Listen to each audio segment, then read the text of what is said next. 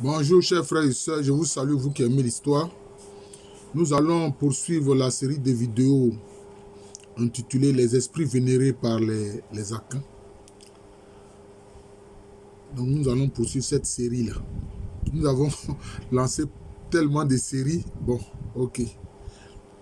Alors, les sabres de guerre, notamment des rois, tout comme les sièges ancestraux sur lesquels s'appuyait leur pouvoir, étaient des esprits dynamisés. C'était des objets dynamisés, donc qui étaient des réceptacles d'esprit. Je m'explique. Par exemple, un siège, par exemple, à l'honneur d'un roi, par exemple, je prends le cas du roi Anoasma. Voilà, donc, c'est-à-dire que l'esprit du roi Anoasma repose sur ce tabouret, sur ce siège-là. Il fait l'objet de vénération.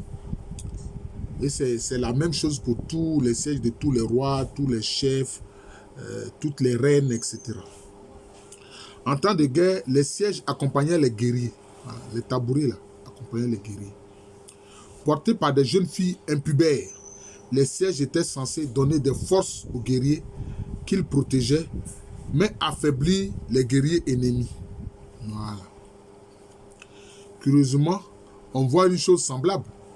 Quand les Hébreux partaient en guerre, ils prenaient l'arche de l'Alliance pour les accompagner. Les rois brandissaient dans toutes les directions leurs sabres en guise d'exorcisme pour obtenir la victoire et mettre en déroute les ennemis. Il y a un lac qui est en Ashanti, qu'on appelle le lac Bosomkwe. Bosomkwe. D'ailleurs, le fait qu'on dise Bosom, ça veut dire que c'est un esprit Kwe. Le nom du lac, c'est Kwe, mais Bosomkwe, parce que son esprit est vénéré. Alors, c'est un esprit qui dit-on, ne veut pas de pirogue. On ne doit pas naviguer sur ce lac-là, sur son lac-là, avec une pirogue. Mais moi, je pense que c'était une stratégie militaire. Voilà. Parce qu'en étant dans une barque ou une pirogue, on peut avancer beaucoup plus vite. Donc, les gens ne pouvaient que prendre des radeaux. C'est avec des radeaux qu'ils pouvaient naviguer sur le lac Bosomkwe. Voilà. Or, ce lac-là est en plein territoire Ashanti. Voilà. Alors, donc, l'esprit du lac Bosomkwe aussi était très vénéré. De même que celui de la rivière Soubang, dans laquelle le roi Ashanti va prendre un bain pendant la célébration de l'Adaé. Voilà. C'est-à-dire que la célébration des fêtes qui marquent l'année nouvelle. Dans l'Agni Moronou, chez les Assiais, notamment dans le village d'Assié Koumassi, dans le Moronou, ici en Côte d'Ivoire, chez les Agni Morofo, certains étaient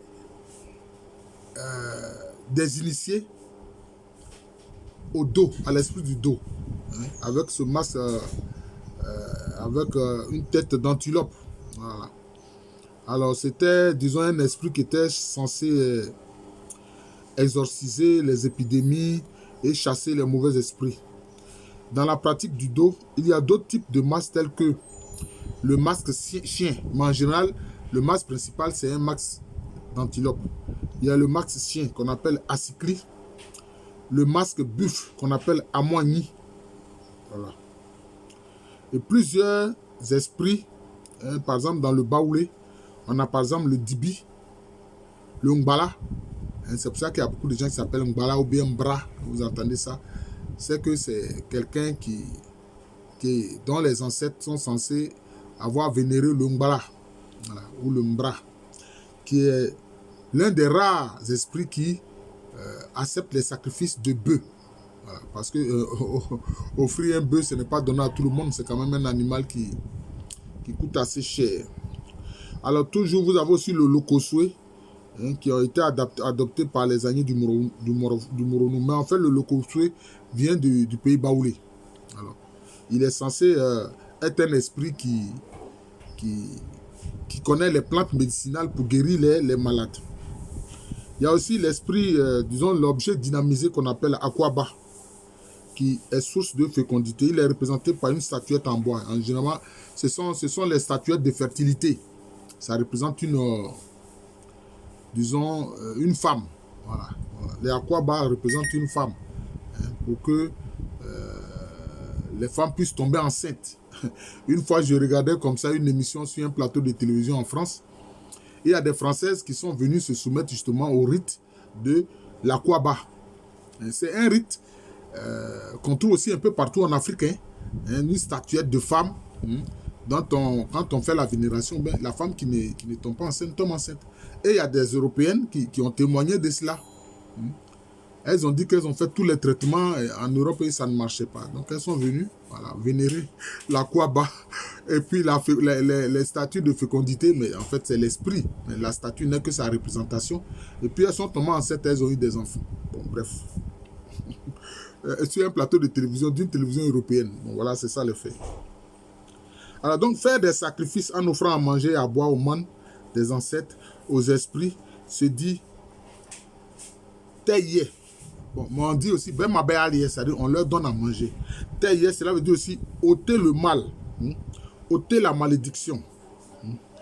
Dans la vénération des esprits en ligne paternelle, par exemple chez les locuteurs du cuir qu'on appelle l'intro, il y a plusieurs esprits. Il y a plusieurs esprits qui font l'objet de vénération. Alors, il y a notamment l'esprit de l'océan, qu'on appelle le Bosumpo. Bon, chez les Agnis, cet esprit est appelé Djenvier. Djenvier. Chez les Nzema, il est appelé Nyevili. Voilà. Alors, il y a aussi le Bosuma Yensu, c'est-à-dire l'esprit de la rivière Yensu, à Yensu. L'esprit de la rivière à Yensu. Il y a le Bosuma Afram, qui est l'esprit du fleuve Afram. Il y a le Bosumuru, qui est l'esprit de la rivière Muru, qui coule à Bodjusango en a dansé. Alors, tous ces cours d'eau-là sont dans les zones des locuteurs du cuir. Alors, il y a le Bosumsika, c'est l'esprit de l'or. Le Bosumsika, c'est l'esprit de l'or. Bosum, esprit, Sika, or. Donc, Bosumsika, c'est l'esprit de l'or. Et il était dit partout dans le monde akan que on ne volait pas l'or. Que donc, il y a un esprit qui protège l'or. Et donc, si vous partez voler l'or qui appartient à autrui, ben cet esprit-là, non seulement va vous éliminer, mais il commence d'abord par éliminer vos proches parents. Il commence d'abord par éliminer vos proches parents. Et c'est en dernier lieu, vous qui êtes le voleur là. C'est en ce moment-là maintenant qu'il vient s'apprendre à vous. Alors donc c'est comme ça, il est dit, c'est ce qu'il est dit. Concernant l'esprit qui protège l'or. Je crois que chez les Attiers, cet esprit est appelé Kama. Kama. Bon.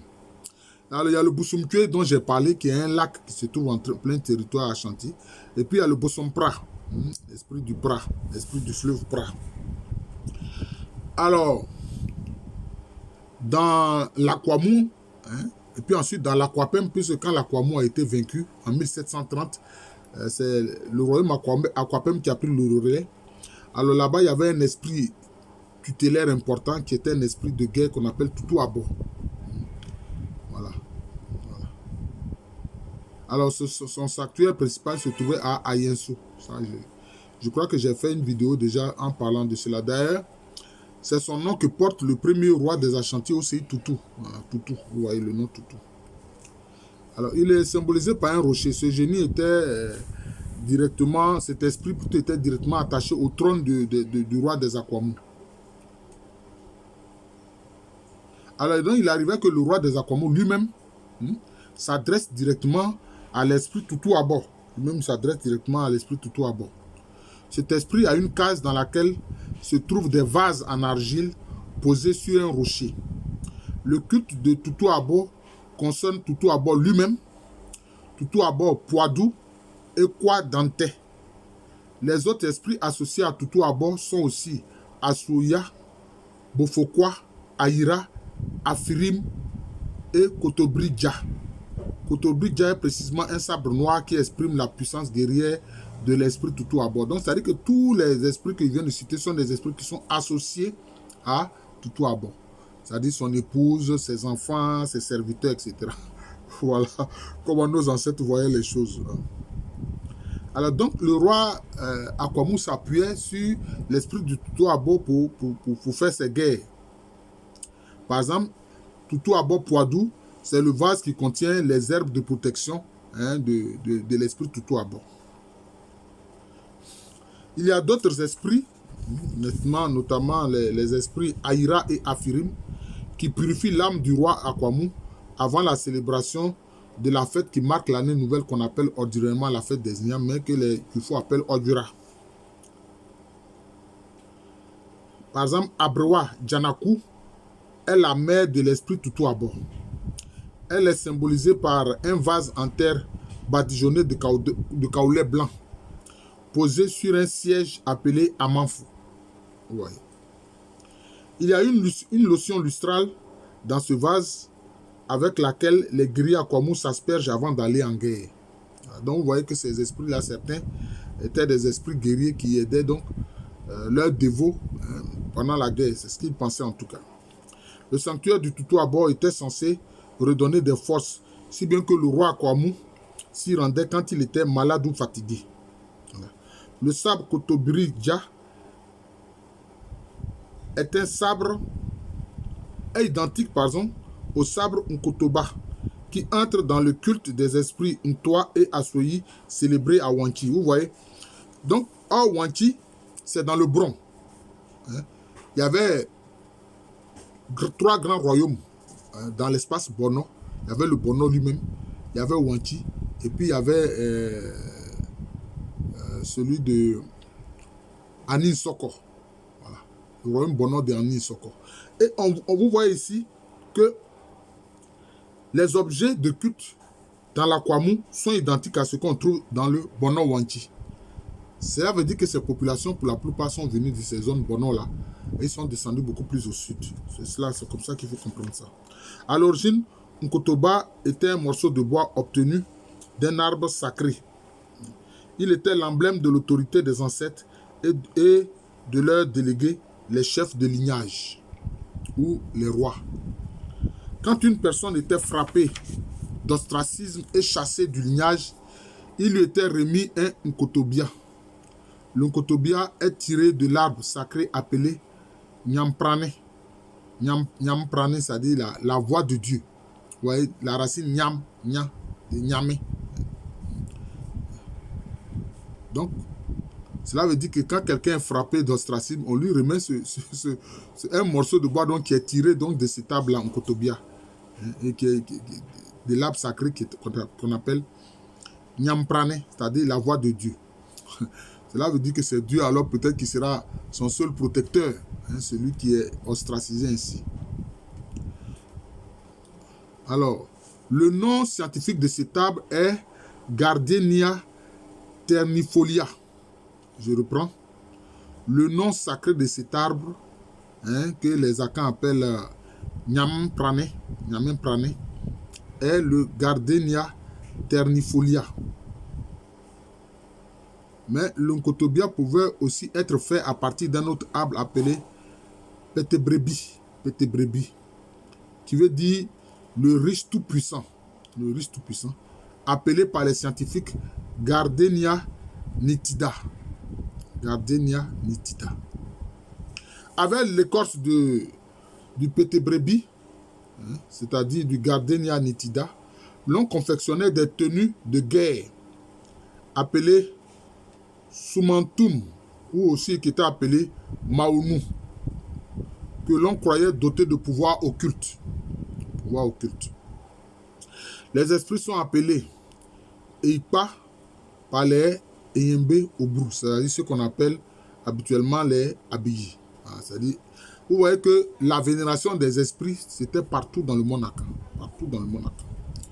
Quelques-uns des esprits qui font l'objet de vénération se trouvent dans les alentours de la colline Utubo-Lefe. Il y a aussi les esprits des ruisseaux Aloko, Ediba et Ataba qui étaient vénérés justement par les Eyembe Obrou, c'est-à-dire les Abidji. Voilà. Alors j'ai eu déjà à parler concernant les esprits qui sont vénérés à Nadansé, d'Abonsam, Moussassa Abonsam, qui était aussi représenté, en fait c'est un rocher, mais il est aussi représenté par, disons, une statue. On faisait une statue, plutôt une statuette, qui représente un corps d'homme avec une tête de bête. Avec une tête de bête. Et justement, en a dansé, le culte de cet esprit se faisait à Patakro. Et on lui sacrifiait des êtres humains, malheureusement. On lui sacrifiait des êtres humains, malheureusement. Voilà. Mais en fait, l'esprit de la Bonsam ou Sassa Bonsam était subordonné à l'esprit Bona, qui lui est un cours d'eau. D'ailleurs, j'ai fait une vidéo sur l'esprit Bona que j'ai intitulé Bona, l'esprit roi de la danse. L'esprit roi de la danse. Lui, le Bona, justement, son totem, c'était le bovidé, le bœuf. Et puis maintenant, il faut avouer, hein, souvent ces esprits-là ont des totems.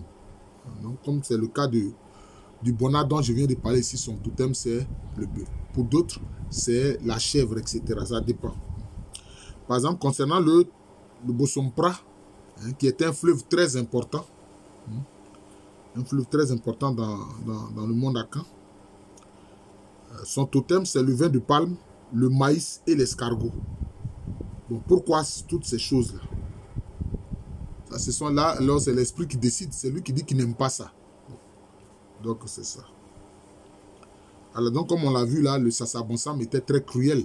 Hein? C'était un esprit sanguinaire qui aimait le sang humain. Donc cet esprit est anthroposomorphe. Hein? Et réclamait sans cesse le sang des victimes humaines. Alors son insatiabilité pour le sang humain fera que les Akans christianisés utiliseront son nom pour désigner Satan et les démons. Voilà. C'est cela. Voilà. C'est ça. Alors peut-être que je vais m'arrêter là.